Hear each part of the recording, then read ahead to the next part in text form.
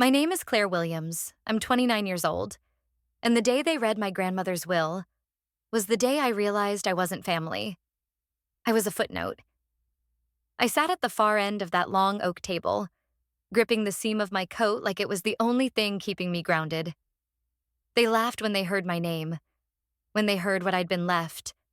$1. One sharp, public reminder of exactly where I stood in the family hierarchy. Derek, my golden boy brother, got the house, the car, the cash. My mother smiled like this was some natural order of things, and somewhere on a Zoom screen, my cousin Evelyn Jr. actually cackled out loud. They didn't look at me, didn't apologize. They didn't need to, because for them, I had never counted anyway.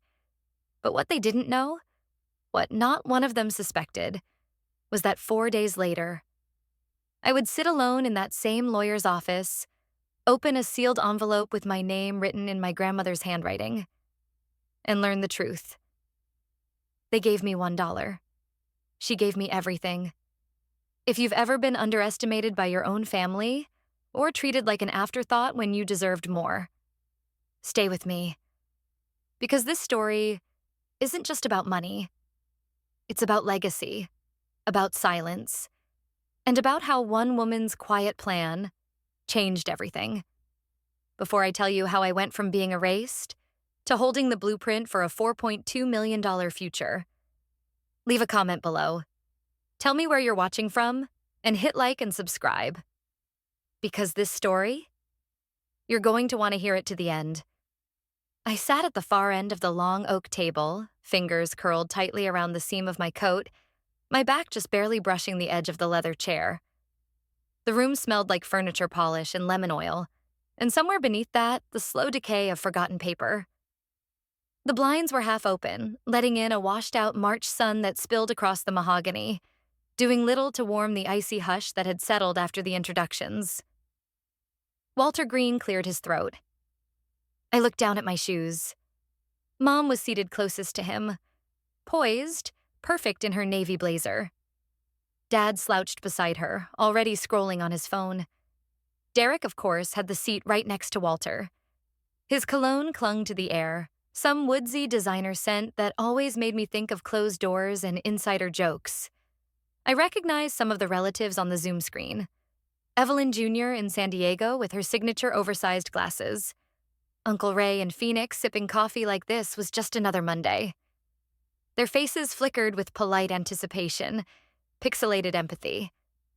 I kept my own face still. Walter began.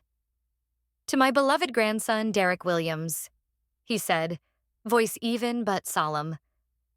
"I leave the family home on Chestnut Lane, my 2019 Lexus, and the entirety of my cash holdings."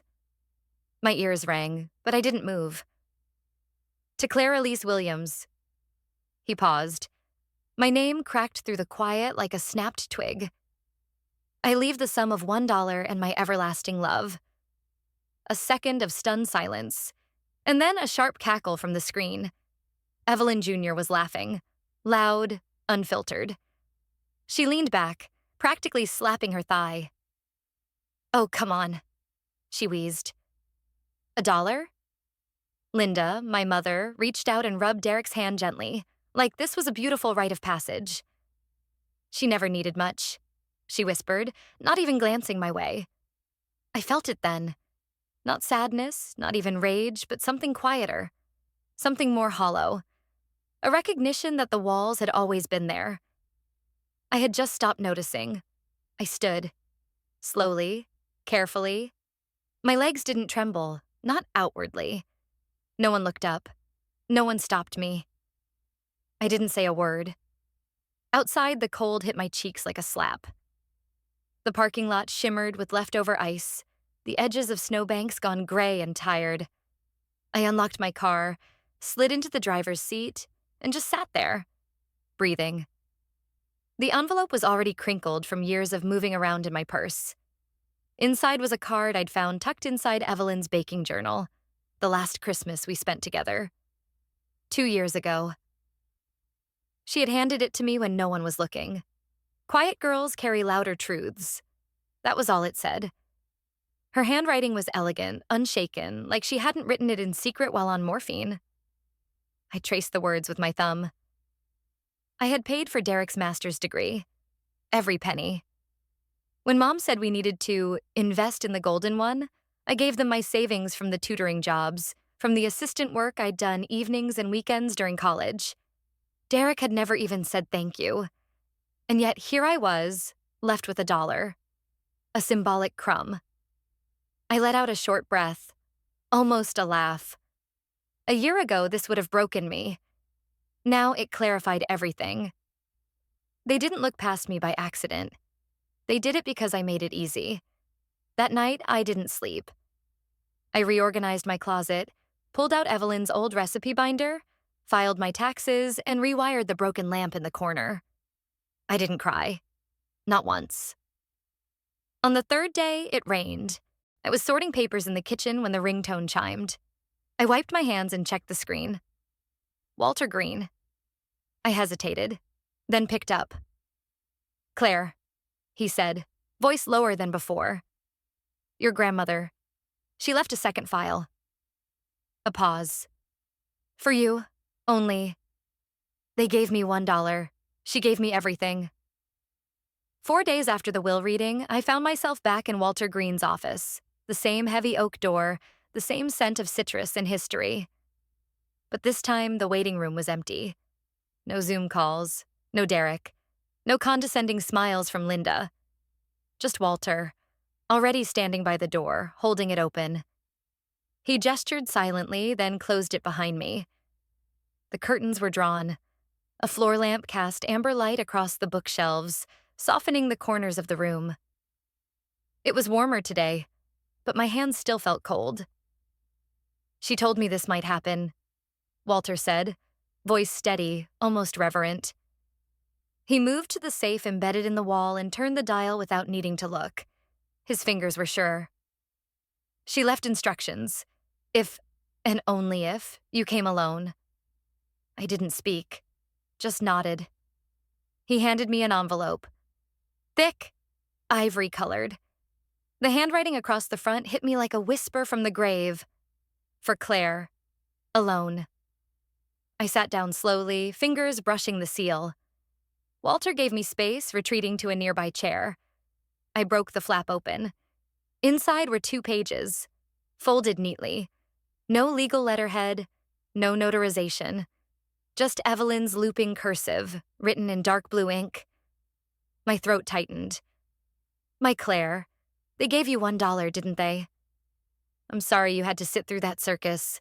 I saw it coming. I knew who they were long before they showed you. That's why I prepared something else. Something real." I swallowed hard, my eyes scanning every loop and cross of her letters. In 1957, I was 16 when I first touched a financial contract. Your great-uncle was too drunk to understand it, and I translated it for him in our apartment above the bakery. That's when I realized money was just language. And language? I had mastered that. In 1989, I opened a portfolio. Quietly. In my own name. I never told George, your grandfather, or your mother. They would have mocked me. I bought blue-chip stocks, converted currencies, invested in real estate.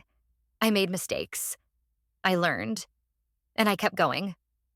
From that year until the day I died, I grew it into $4.2 million. I blinked, reread the number. All of it is in a trust I named for you.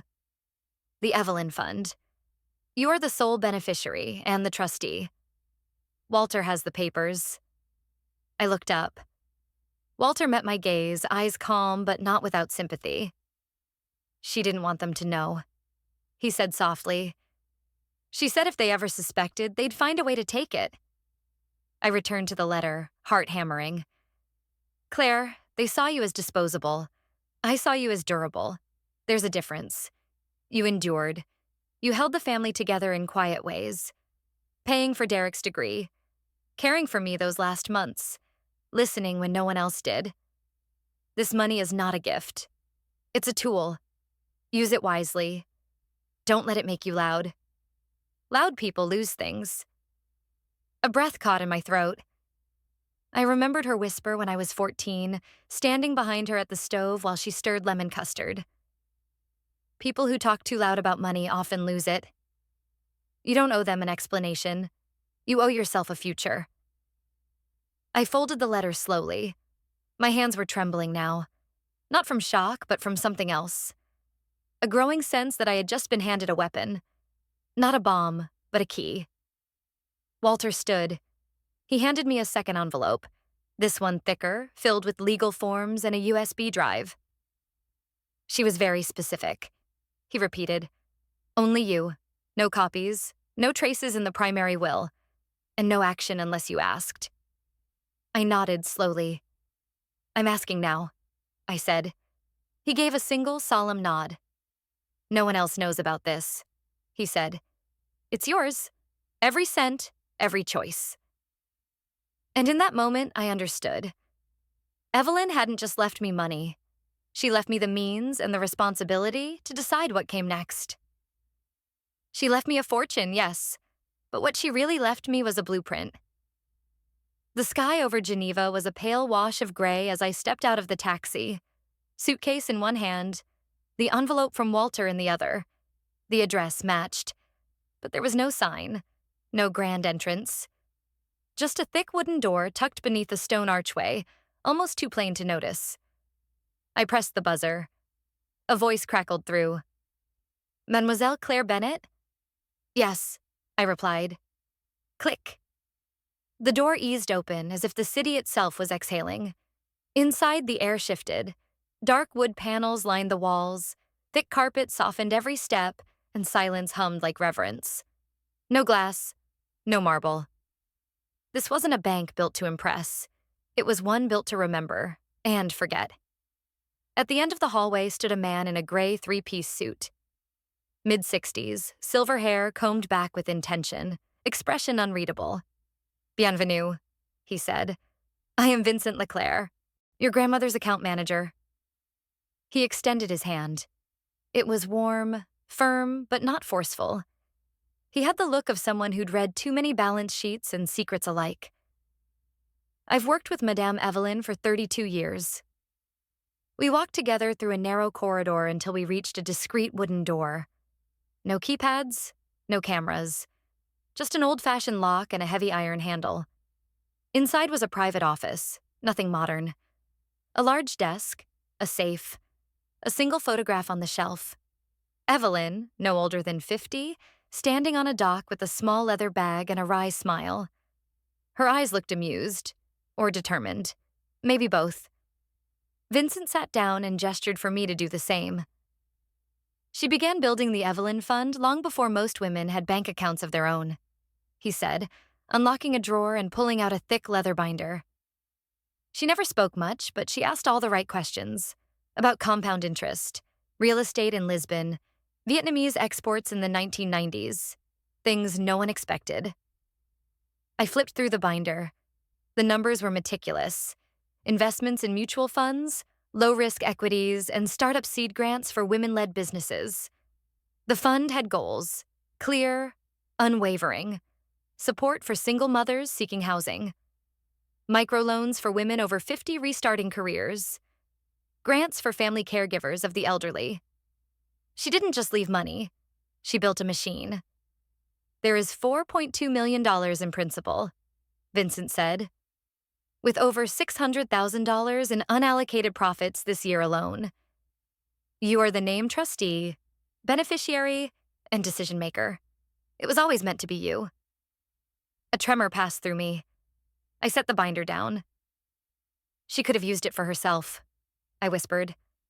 "Lived anywhere. Hired help. Traveled?" Vincent's eyes softened. "She could have," he agreed. "Instead, she planted it in you." We sat in silence for a few moments, then he handed me a set of keys. One was brass, the other iron. "This one is for the Geneva office, in case you ever want to walk in again," he said. "The iron one is older, for her box in the archives." When I opened it later that afternoon, tucked beneath her original bank forms and currency logs, was a black and white photo.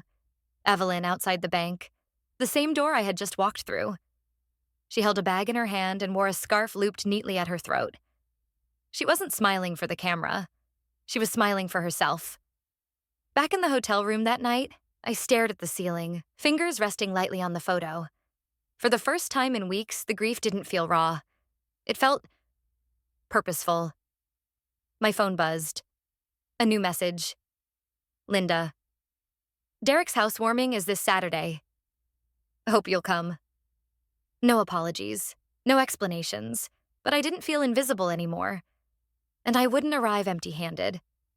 I walked into the house my grandmother built and felt like a guest in a hotel someone stole. The door was already open when I stepped onto the porch, as if the house had given up its right to keep anyone out. Afternoon light filtered through the windows in pale stripes, slicing across the hallway in neat, sterile bands. The scent of vanilla and lemon wafted through the air. Artificial, thick, too sweet. It smelled like a memory someone was trying to overwrite. Inside, the walls were no longer sage green. Now they were beige, generic. A Bluetooth speaker in the corner hummed soft jazz that Evelyn would have hated. A loop of polite laughter came from the living room, where people milled around with plastic champagne flutes, nibbling on canapes that sat in tiered trays like something out of a real estate brochure. No one noticed me. Or maybe they did and chose not to react. Linda turned from the drinks table and spotted me. Her smile was the kind of smile that wanted to look natural, but pinched slightly at the corners. "You made it," she said, like she hadn't forgotten I existed until just now. "Things going okay?" I nodded. Nothing more. The hallway was lined with minimalist black and white prints. Evelyn's cross-stitched wall art was gone. Her antique mirror, the one with the delicate gold vine frame from Lion, replaced by a frameless IKEA piece. Even the coat rack had been swapped for some modern metal thing with 6 identical hooks. Evelyn once told me after Dad tore down the wallpaper in her guest room, people who redecorate too fast are usually trying to forget something. Now I understood what she meant. In the kitchen, Derek held court. He had grown a beard, thin, curated, just enough to imply wisdom. One hand rested on the marble island. The other held a glass of white wine. "To family," he said, raising it high. "To those who believed in me, who saw what I could become." Everyone clapped. A few aunts murmured, "Hear, hear." Linda dabbed the corner of her eye, dramatically. I slipped past them, through the hallway toward the den. Evelyn's favorite room, once filled with her worn books, her knitting basket, her clock that never kept time but chimed anyway. Now, it had a faux fireplace playing looped flames on a TV screen, a scent diffuser puffing mist from a glass orb, and a thick decor book open to a page featuring a Manhattan penthouse. On the floating shelf, wedged between 2 pillar candles and a sculpture of interlocked metal rings, I made space. I reached into my coat pocket. The photo slid easily into place. Evelyn, standing before the bank in Geneva. Scarf looped perfectly. The faint, secret smile. I didn't say a word. I didn't explain. I just let her presence fill the space the room had tried to forget. When I turned to leave, someone was watching. Jordan, Derek's assistant, barely 25 and trying too hard to be invisible, stood half hidden behind the doorframe, phone in hand. Their gaze darted between me and the photo. As I passed them in the hallway, my phone buzzed. A new message. "Jordan, is that your grandma? In Switzerland?" I didn't respond. I just kept walking. Past the trays, the toasts, the erased past. Outside, the early summer wind brushed against my face like something familiar. The air had changed. Light. Unbothered. I reached the end of the driveway just as my phone buzzed again. This time, not a message. Email. Evelyn Fund. First disbursement authorized. Above a laundromat, beside a broken vending machine, I opened the door to something bigger than them. The building didn't look like much. In fact, most people missed it completely, mistaking the faded door frame for the entrance to an old storage unit. The buzzer had no label, and the stairwell smelled faintly of detergent and dust. But when you reached the second floor, the light changed. It was softer, slanting in through cracked window panes like it had been waiting for someone to notice it. There was no receptionist, no chrome signage. Just a secondhand desk Jordan had found on Craigslist, a folding chair with one leg shorter than the others, and a hand-painted sign taped to the window. The Evelyn Fund.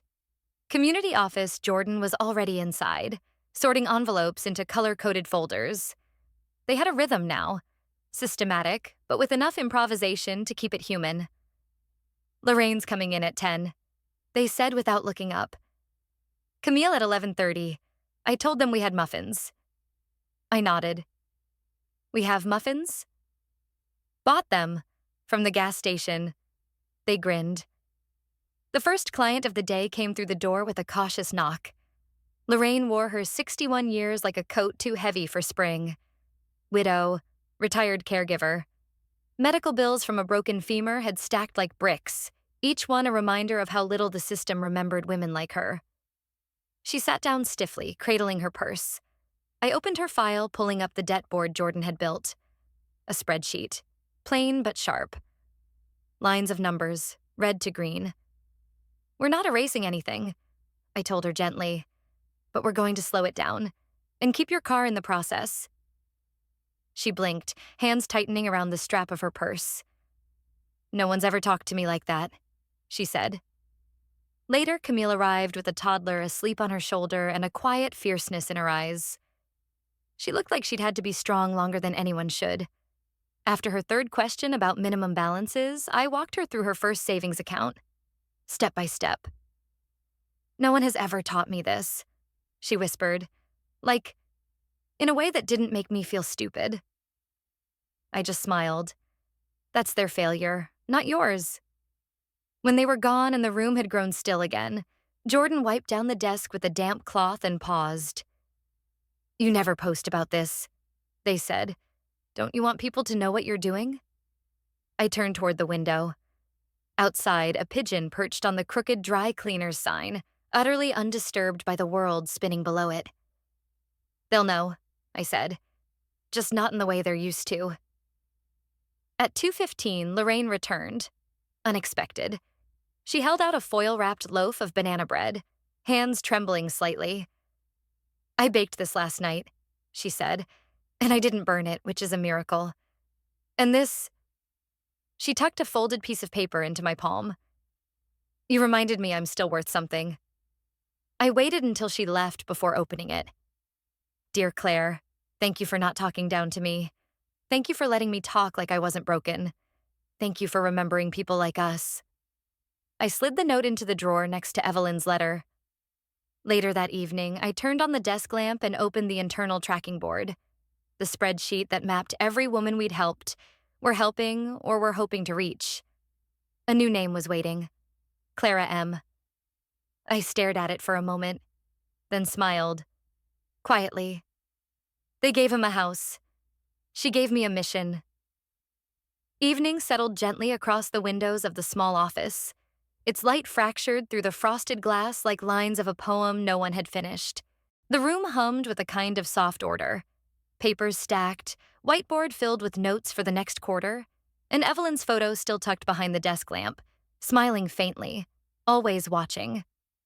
I leaned back in the creaky chair, rereading the draft of our new intake form when Jordan poked their head in from the side room, eyes bright behind their oversized glasses.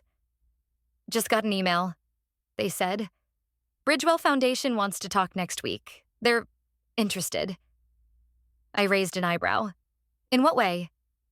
PR or partnership? They said, quiet collaboration. Jordan grinned. I think they get it. I nodded slowly. Tell them we'll meet. On our terms. The bell above the office door jingled once. Lorraine stood there, holding a small envelope. No banana bread this time. Just her, wearing her usual thrifted sweater and a look that was a little more grounded than the first time we met. She walked up and held out the envelope. I wrote this for her.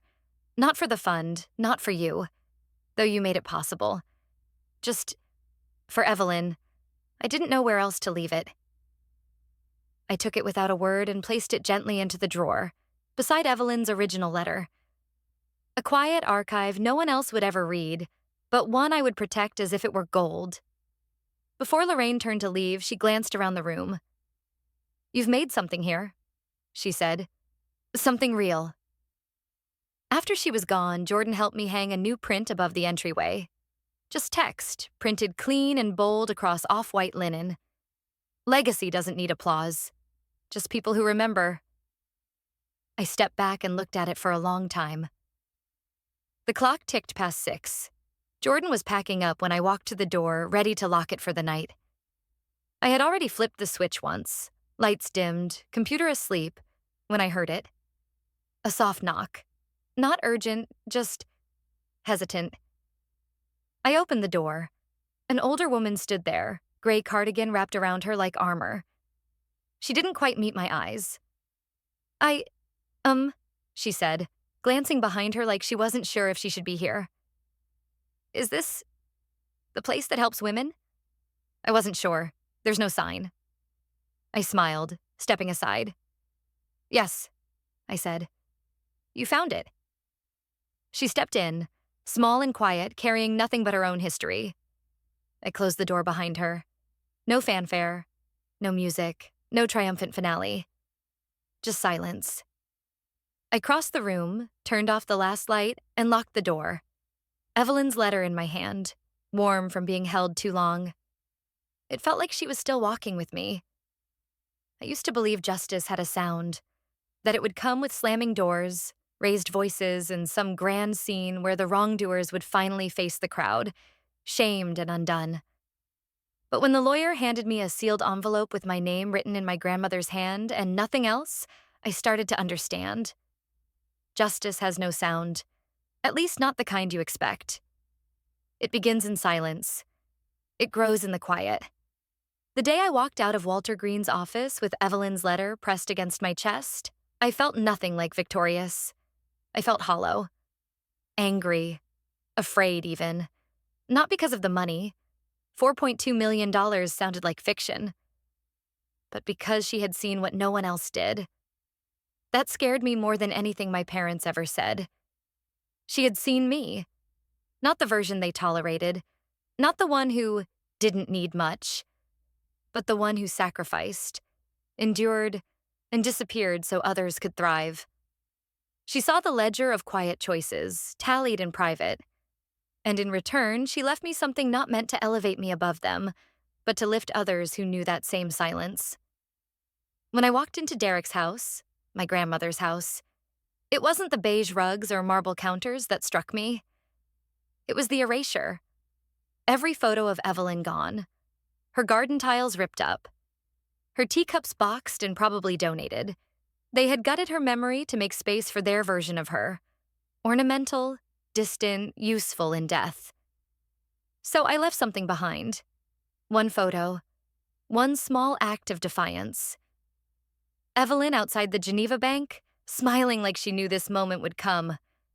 I didn't explain. I didn't need to. Jordan noticed. And for now, that was enough. We built the Evelyn Foundation over weak Wi-Fi and borrowed chairs. Jordan brought grit. I brought the mission. We didn't advertise. No logos, no press. Just a door. And behind it, Lorraine, Camille, Clara, and dozens more. Women who didn't need rescuing, just someone to steady the floor beneath them while they found their feet again. I remember Lorraine bringing that banana bread. It was dry, crumbled too fast. But her note, I kept it. She wrote, "You reminded me I'm still worth something. Not thank you, not you saved me, just that." And that was enough. They never knew. Derek never asked where the picture came from. Linda never asked if I was okay. George didn't even look at me. And I didn't offer anything. I didn't want them to change. I wanted them to live with what they chose. Because the truth is, I did get the better inheritance. They got square footage. I got a compass. Every month I meet someone new who walks through that unmarked door. Some scared, some angry, all exhausted. And I do for them what Evelyn did for me. See past the noise, the shame, the stories people told about them, not to them. There's power in being unseen. It gives you room to move. It's been over a month since I held Evelyn's letter for the first time. I've read it 27 times. I still cry at the same line. They saw you as disposable. I saw you as durable. She knew me. Not just the version I showed the world, but the one I'd forgotten too. Tonight, Lorraine dropped off a thank you note. Jordan finalized the next grant. A new client knocked on the door, unsure, hesitant. I opened it with a smile and said, "Yes, you found it.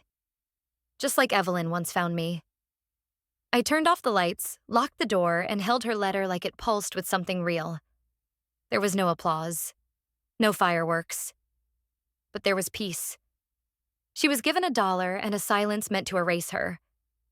Instead, she built something louder than any inheritance. A quiet revolution that rippled outward, one woman at a time. Justice, for her, was not a courtroom or confrontation. It was presence, persistence, and proof that legacy is built in the shadows before it shines. Like the final chord of a forgotten melody, justice may arrive late, but when it plays, it stays. Sometimes all it takes is one person refusing to stay silent, for the truth to echo far beyond the room they were once excluded from. And that's how $1 turned into a quiet revolution. They erased me from their story. Evelyn wrote me into hers. If you've ever felt overlooked, dismissed, or told you weren't enough, let this be your reminder. You don't need applause to build something lasting. You just need proof. If this story resonated with you, leave a comment and share your own experience. And if you believe in quiet victories and writing your own legacy, don't forget to like, subscribe, and share this video with someone who needs to hear it. Because sometimes, the loudest justice arrives in silence.